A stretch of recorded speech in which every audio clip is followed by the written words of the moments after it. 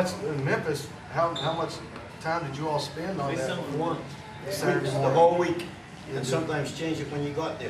When you sold that one Monday, you was coming right back the next Monday, and you didn't want two people to show up. You wanted to sell that again. Yeah. So you have to figure out, the minute you leave that Coliseum, you're worried about the next Monday. Yeah, well, I also know, like, you enjoyed the nightlife a little bit back then too. Was that hard to combine the two? Oh, you're talking to me? Oh, yeah. I mean, no, because that's you got to spend a lot of time, with all that. And, yes, you could have kind of do them both. If you did it, as Handsome Jimmy used to say to me, star anything in moderation. You can do it all, and you can, as long as it's. My son tried to do it all in 5 years. yeah. Can't be done.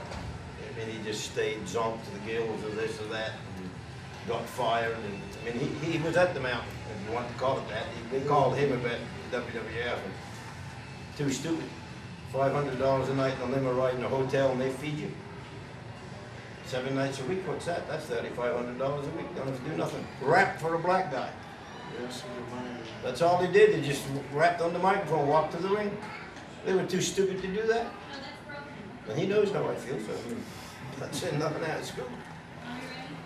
So, I mean, wrestling's changed so much. Is it just the new guys I guess, really would have no concept of how No, what we wrestling did, was no, before, we have no.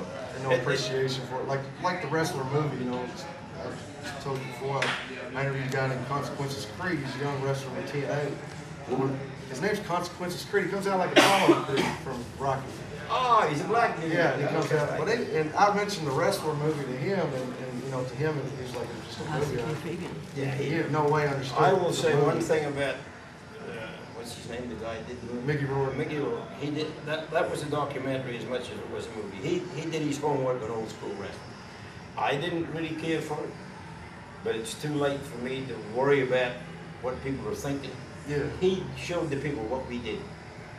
He thanked the guy for the match. He did the Jesus. He did it all in that movie, and he just put himself. There's a lot of guys like him broke down and can't walk and got no money left and just walking around, and he did it all himself. Not that the money was like it was here. You didn't get $1 million for a pay-per-view. Yeah. For Vince's deal or for Turner when Hogan and all them was doing it. But you could make still a lot of money in it for the time you was doing it. And some of them saved it, and some of them didn't, and he just ended up, well, he all beat up. There's a lot of guys like that. No, there is. It's very true, and that's what, like I said, he didn't have no understanding of that, and that's. But he did because he understood he was a movie actor himself, and he used the wrestler to play himself. All he did was play himself. Mickey Rourke did that for his own career. As a movie actor, he screwed it up the way that wrestlers, and he used the wrestler to tell the story of Mickey Rourke. That was just Mickey Rourke. I saw that fight. When we was in Ireland with Ted Turner, he was fighting a 12-round fight, and I saw the thing. Mickey Rourke.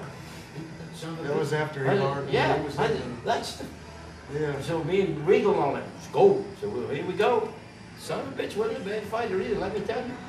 Well, maybe. He got in there and fought. I mean, he was no coward. I will give you that. And he looked in good shape. And I said, why is he a movie actor? We just watched the Marlboro Man, that movie he done with Harley Davidson. And here he is getting his brains beat out or fighting in a 12-round real fight. I said, this boy ain't right. But he had made everybody mad in Hollywood. Well, like that, I mean, at the end, it was just in his blood. He kept doing it. He just wanted to wrestle. I don't think the young ones nowadays would be in it for the long haul anyway, a lot of them. I think they're out to make the quick dollar. Which $1 million ain't much if you spend $1 million the next day. So. This is a funny Dusty Rhodes thing. And Dusty went to East Texas. Now this is way back in the early 80s.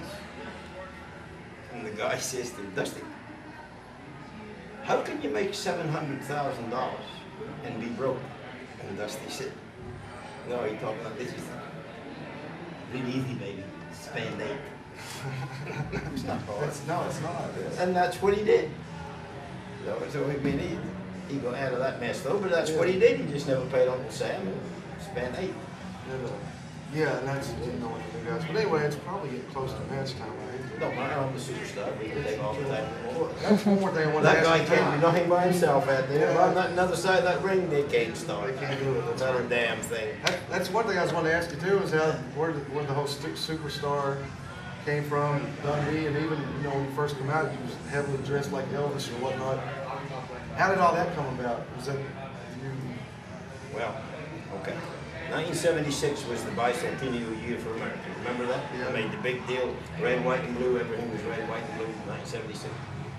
Big Bad John was been a bad guy around here. When I met him in Australia, he was about 6'5", 300 odd pounds, and was always a bad guy. Wore black leather, did the thing. And so Jerry Jarrett called him in one day. John, we're going to change your whole image. We're going to call you the Bicentennial Baby. And you're going to change from that black leather to this big Uncle Sam top hat and the red, white, and blue and all the stuff.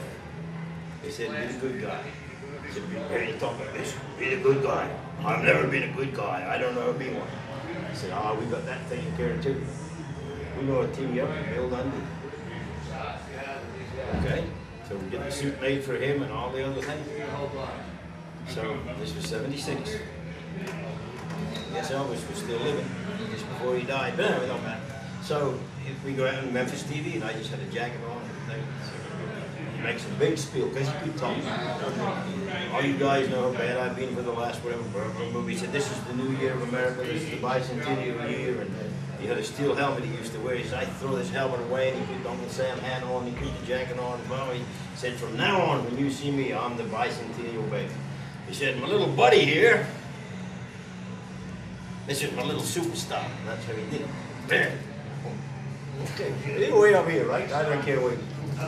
So from that day on, Lance Russell just they said, so all you people out there, when you see him, you say, hi, superstar. So it all started. So he was that, and I was that. So then the Elvis thing, I liked the suit, and I had one made, and Jerry said, you're never even going to the ring with that, are you? Then people's going to boo you. Only the bad guys dress like that. Yeah, but I'm so bad, I'm good. So anyway, they didn't. They cheered. The rest is history. What about Lance Russell? How much did he participate in it? Lance's voice is just in everybody's head from that generation. Lance knew what his job was. Hold that microphone, not do nothing, just hold it. Never didn't in the way and do all the things you do with the microphone. He was very good at it. Didn't pretend to know nothing about wrestling. Sometimes he would say names and holds that didn't mean nothing. But the people didn't know he didn't know. And Dave Bryan was his sidekick. Yeah. For years, wasn't Dave Brown?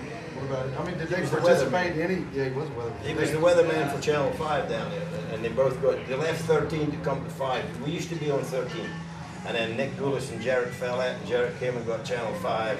Dave and Lance was part of the deal to come over to get Channel 5. They left Channel 13 to be the weatherman and the program director, and the rest is history. To say Dave's still there, and Lance is retired in Florida. As far as you and Jerry Lawler, do you know what the record is between you and him? Who won most? Who's won the most?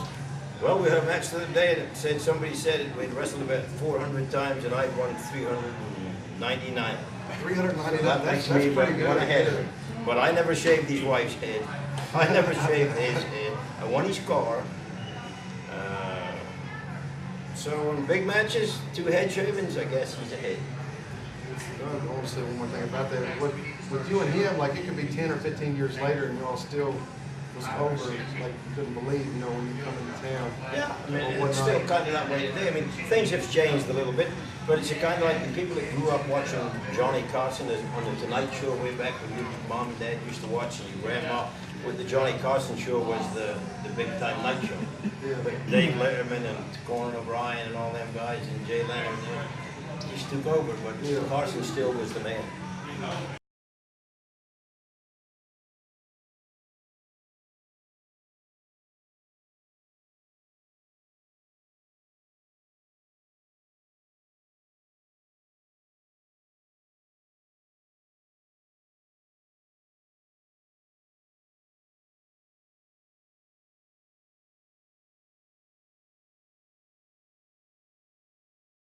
I mean, I can't knock the people of the South. I can't say nothing but good things about them because they fed my family for years. They've been nice to me. Every time I see them on the street, they're still nice to me. And, you know, they kind of took me to heart when I got here, but I like them too. So, and listen, I've never forgot this, but this is what a lot of people forget. All you young wrestlers out there, movie stars or whatever else, or singers. If there is no fans, there is no you. And that is the thing that they forget. forget about it. And if there's nobody buying the ticket, turn it on the television or coming to see it. And when Elvis used to say TCB, take care of business, and he took care of business, he was the man. When he went all the hell off the thing and got off whatever it was, and he quit taking care of business, the rest was history. My friend, appreciate it. You got my number anytime? Oh, I got a website I want to plug. Yeah, go ahead. SuperstarDundee.com. Get hold of that, you'll get hold of me. Thank you. Appreciate it. Yeah, thanks a lot. All right.